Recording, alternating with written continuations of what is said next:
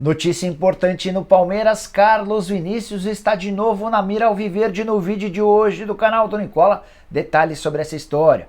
Bora falar também sobre Igor Rabelo, que tem conversas avançadas com o São Paulo. Entrei em contato com uma pessoa próxima ao defensor e trago também revelações. E o Corinthians, como é que ficou o dia seguinte de Rafael Ramos, que chegou a ser detido depois de ser acusado de crime de racismo contra Edenilson. Flamengo em ebulição. Que história é essa de que Paulo Souza pode ser demitido e seu substituto é o Cuca?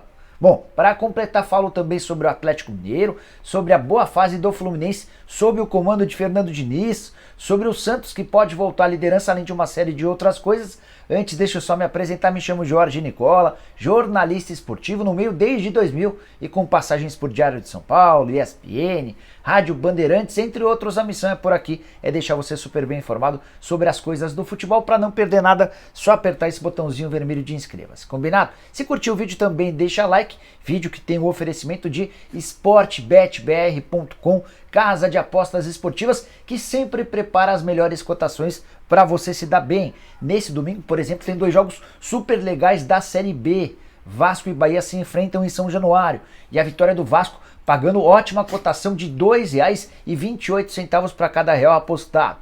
Já no confronto entre Náutico e Cruzeiro, no Recife, se der empate você fatura R$ 3,09. Isso sem falar nos jogos de São Paulo e Cuiabá, Curitiba e América, Botafogo e Fortaleza, Avaí e Juventude, Goiás e Santos. O que você está esperando para começar a apostar na Sportbet BR?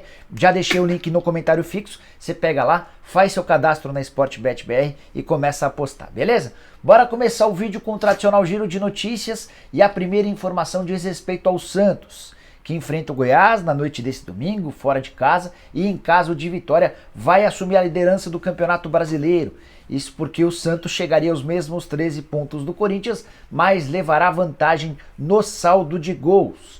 Já o Atlético Mineiro, que venceu 2-0 o Atlético Goianiense nesse sábado, demonstrou evolução na parte tática, também comportamental, time mais ativo, mais intenso dentro de campo. O Galo chegou a 12 pontos conquistados, se aproximando do Corinthians, embora tenha um jogo a mais. Ele já adiantou a partida da 7ª rodada contra o Red Bull Bragantino. Bora falar agora sobre o projeto da Portuguesa de virar SAF. Conversei com o presidente da Luz, o Antônio Carlos Castanheira, e perguntei como é que andava esse projeto. Ele respondeu da seguinte maneira, abre aspas: estamos trabalhando a constituição jurídica, econômica e financeira da SAF. Vai demorar mais uns 40 dias, mas estamos andando bem. Perguntei sobre projetos, empresas interessadas em adquirir a Luz, e ele contou que nesse momento a Portuguesa trabalha com 3 propostas e analisa a melhor para poder escolher seu futuro parceiro. Quero falar agora sobre o Fluminense, que vai muito bem sob o comando de Fernando Diniz. Mais uma vitória importante nesse sábado, vitória contra o Atlético Paranaense dentro de casa. Até agora são 4 confrontos sob o comando do Diniz, com 3 vitórias e um empate. O time inclusive melhorou na tabela de classificação, já é o 11º colocado com 8 pontos em 6 jogos. Mais do que isso, além da melhora na classificação, há uma melhora em vários pontos específicos do time. É um Fluminense mais consistente, é um Fluminense que sabe aquilo que quer dentro de campo e o principal, Fernando Diniz abriu mão de um único esquema. Dá para perceber claramente que ele muda a forma de jogar do Fluminense de acordo com o adversário. Era para mim a grande crítica ao trabalho do Diniz, a insistência num único esquema tático. Que bom que ele reviu esses conceitos e evoluiu. É legal contar outra característica desse Flu do Diniz, a marcação de gol cedo. Foi assim com o Vila Nova, foi assim contra o Júnior Barranquilla e também contra o Atlético Paranaense, ao contrário de vários outros clubes no Brasil, que marcam o gol e se fecham. O Fernando Diniz e o Fluminense continuam atacando. Quem vive fase excelente é Germancano, autor dos 2 gols nesse fim de semana. Bora falar agora sobre... só antes de mudar de assunto, contar mais 2 detalhes importantes a respeito da tabela de jogos do Flu. Flu que faz 2 partidas fora de casa. Na quinta-feira pega o Santa Fé na Argentina e no domingo pega o Fortaleza no Castelão. 2 provas de fogo por Sul-Americana e Campeonato Brasileiro. Bora falar agora sobre o Flamengo. Confusão total. Mais um tropeço nesse sábado, vencia o Ceará por 2-1 até o finalzinho, quando o Hugo falhou numa cobrança de falta do Nino Paraíba. foi encoberto e o Flamengo voltou para o Rio de Janeiro com um empate em 2-2. Protesto do torcedor no aeroporto, nas redes sociais, muita cobrança em cima de Rodolfo Landim, presidente do clube, Marcos Braz, vice-presidente de futebol, e Paulo Souza, o técnico rubro-negro. A grande pergunta é: Paulo Souza corre o risco de demissão? Hoje o Flamengo é o pior time carioca na tabela de classificação, são apenas 6 pontos conquistados em 6 rodadas, ou seja, 12 pontos desperdiçados. Flamengo que volta a campo na próxima terça-feira, e é isso que joga a favor do Paulo Souza. Vou ficar muito surpreso se o técnico português for mandado embora nesse domingo, na segunda ou na terça. E aí, a partir daí, ele passa a ter um calendário extremamente favorável. Confronto de terça-feira, dentro de casa, Libertadores da América contra o adversário dos mais acessíveis. Jogo contra a Universidade Católica é jogo para fazer 3 pontos. No final de semana, para ser mais específico, no sábado, mais uma vez dentro de casa contra o Goiás, um dos fortes candidatos ao rebaixamento. Rodada seguinte, na outra terça-feira, contra o Sporting Cristal, mais uma baba no Maracanã. A tendência é que o Flamengo assegure 9 pontos e dessa maneira o Paulo Souza ganhe sobrevida. Ah, Nicola, mas e se tropeçar em algum desses? Aí certamente a pressão vai ser muito grande e mais uma vez falarás sobre a possibilidade de mudança de técnico. Não acredito em mudança antes do confronto da próxima terça-feira. Nesse domingo, o Pilhado, que cobre o Flamengo, trouxe a informação de que Cuca é um dos alvos da diretoria. Até mandei mensagem para o Cuca que está em Curitiba e decidiu passar um ano sabático à espera da possibilidade de treinar a seleção brasileira a partir da próxima temporada.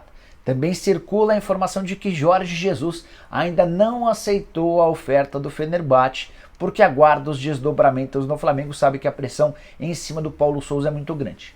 Mas Marcos Braz e Jorge Jesus não falam a mesma língua já há algum tempo.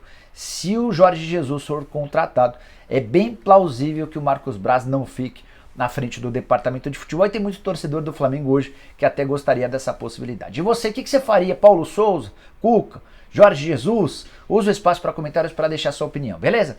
Bora falar agora sobre o São Paulo, informação importante e exclusiva. Contei para vocês algumas semanas atrás que São Paulo e Igor Rabelo já têm um acordo formal. Esse acordo não pôde ser assinado, até porque ele tem contrato até dezembro, e somente a partir de julho o Igor poderia assinar um pré-contrato. Mas a ideia do São Paulo e do Igor Rabelo é que ele se torne jogador do São Paulo a partir de 18 de julho, com o consentimento do Atlético Mineiro. É importante contextualizar que Atlético e Igor Rabelo já chegaram a conversar sobre a possibilidade de uma prorrogação do contrato. Conversei antes de gravar o vídeo com uma pessoa que trabalha para o Igor Rabelo, não vou identificá-la porque essa pessoa pediu off. Off é quando a pessoa pede para não ser identificada. E perguntei, e aí, como é que vai funcionar? Tem chance de renovar e tal? A resposta foi a seguinte, abre aspas. A verdade é que o ciclo do Igor no Galo está chegando ao fim. E essa será a melhor notícia para todo mundo. Eu falei, mas por quê? O que está acontecendo? Aí a pessoa completou. O Igor hoje é a 4ª ou a 5ª opção do elenco. Então, qual a lógica de renovar? Não fica bom para nenhum dos lados. A frase é forte e é verdadeira. O Igor Rabelo não entra em campo com a camisa do Atlético há quase um mês. O último confronto foi no dia 20 do mês passado. Vitória por 3-0 contra o Brasiliense. Desde então ele foi para 7 jogos seguidos no banco de reservas e nenhum deles acabou entrando. É um reserva muito claro desse time do Turco Mohamed, não quer continuar no Galo e vai buscar o seu novo encaminhamento da carreira no São Paulo. Resta saber se o Galo vai exigir uma compensação financeira muito grande para liberá-lo na metade do ano, ou se o São Paulo vai ter de aguardar até dezembro, ou seja, até janeiro do ano que vem, para ficar com o atleta em definitivo. Você gosta do Igor Rabelo? Contrataria ele pelo São Paulo? Use espaço para comentários e deixe a opinião, beleza? Bora falar agora sobre Carlos Vinícius, mais uma informação exclusiva para vocês. Foi o primeiro a contar que o Palmeiras tinha interesse na contratação do centroavante, que já passou na base do próprio Palmeiras, fez muito sucesso no futebol português e nesse momento está emprestado ao PSV. Por que eu digo nesse momento? Porque o empréstimo, ele tem seus direitos econômicos presos ao Benfica, mas está emprestado até junho do ano que vem, foi um empréstimo de 2 temporadas. É legal contar para vocês que o Palmeiras voltou a demonstrar interesse na contratação do Carlos Vinícius, de olho em 18 de julho, que é quando o mercado de transferências reabre por aqui. Quem me confirmou essa história foi o próprio empresário do atleta, o Flávio Ribeiro. Perguntei para ele, e aí Flávio, eu tenho alguma novidade e tal? O Flávio me contou que recentemente recebeu uma ligação de um dirigente do Palmeiras. E esse dirigente disse o seguinte, abre aspas, não desisti de contratar o Carlos Vinícius, vamos tentar de novo, fecha aspas. Por que é uma nova tentativa? Porque um pouquinho antes da janela por aqui fechar, o Palmeiras chegou a ter otimismo em relação à possibilidade de renovação. Na última hora, porém, o Carlos Vinícius acabou pedindo um salário relativamente alto e o acordo foi desfeito. Tinha também um problema de empresários, o Palmeiras tinha se acertado com o Giuliano Bertolucci, o pessoal que trabalha com o Carlos Vinícius achava que não havia necessidade de colocar o Bertolucci na parada. Salário, a questão salarial, 1.300.000 por mês, era quanto o Carlos Vinícius pediu, o Palmeiras ofereceu 800 mil reais. É possível que agora exista um acordo, o Palmeiras melhore um pouquinho, o Carlos Vinícius abaixa um pouquinho. É legal contar outra coisa, um bastidor. Carlos Vinícius não vinha sendo utilizado pelo PSV desde 1º de maio, quando se contundiu, e ele veio para o Brasil se tratar. A grande pergunta é, onde é que ele estava tratando? Perguntei ao Flávio Ribeiro e o Flávio disse que não poderia dar mais informações. Será que ele estava se tratando no Palmeiras e ninguém soube? Não tenho essa informação, só estou colocando a dúvida no ar. Centroavante de 27 anos de idade, que para mim cairia como uma luva, se encaixaria bem nesse esquema do Palmeiras e a busca por um centroavante, enfim, seria encerrada. Bora falar agora sobre o Corinthians e as consequências ou os desdobramentos depois de toda a confusão no empate em 2-2 do Corinthians com o Internacional no Beira-Rio. Rafael Ramos, lateral direito reserva do Fagner, foi acusado pelo Edenilson de ter cometido crime de racismo. Ele teria se referido ao Edenilson como macaco. O lateral assegura que não. De qualquer forma, depois da partida ele acabou sendo detido no próprio Beira-Rio e precisou ser feito um pagamento de 10 mil reais de fiança para que ele pudesse deixar o estádio. Vai passar a responder agora em liberdade, mas correndo o risco de ser preso novamente ou ter de responder por esse crime de racismo. Racismo no Brasil é crime. Mandei mensagem para um dirigente do Corinthians para tentar entender como é que o Timão pensa a respeito do futuro dele. Existe a possibilidade de o Rafael ser dispensado? Só para lembrar que na temporada passada, enquanto se recuperava de uma contusão, o Danilo Avelar cometeu um crime de racismo, mas aí virtual, contra um jogador, numa partida, num game, e desde então não conseguiu mais jogar. O torcedor do Corinthians exigiu a saída dele, o Avelar hoje defende a camisa do América. Nas redes sociais já percebi vários torcedores do Corinthians trabalhando com o mesmo modus operandi. Não pode mais jogar com a camisa do Corinthians. Antes de gravar o vídeo nesse domingo, mandei mensagem para um dirigente alvinegro perguntando se o Corinthians já tinha alguma decisão a respeito do tema.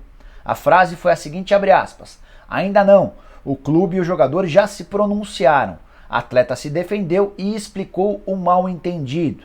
Não existe prova de vídeo ou testemunha em campo da injúria. Agora vai seguir no caminho do processo, mesmo de investigação. Dessa maneira, posso compreender que o Corinthians não pensa em dispensar o Rafael, a menos que surja uma nova prova, um vídeo, uma leitura labial, algo que consiga comprovar que o lateral direito português cometeu esse crime. Caso contrário, ele vai seguir jogando pelo Corinthians. E você, o que você pensa sobre a história? Use o espaço para comentários, não esquece também de deixar like, de me seguir, aquela coisa toda, beleza? Abraço, tchau!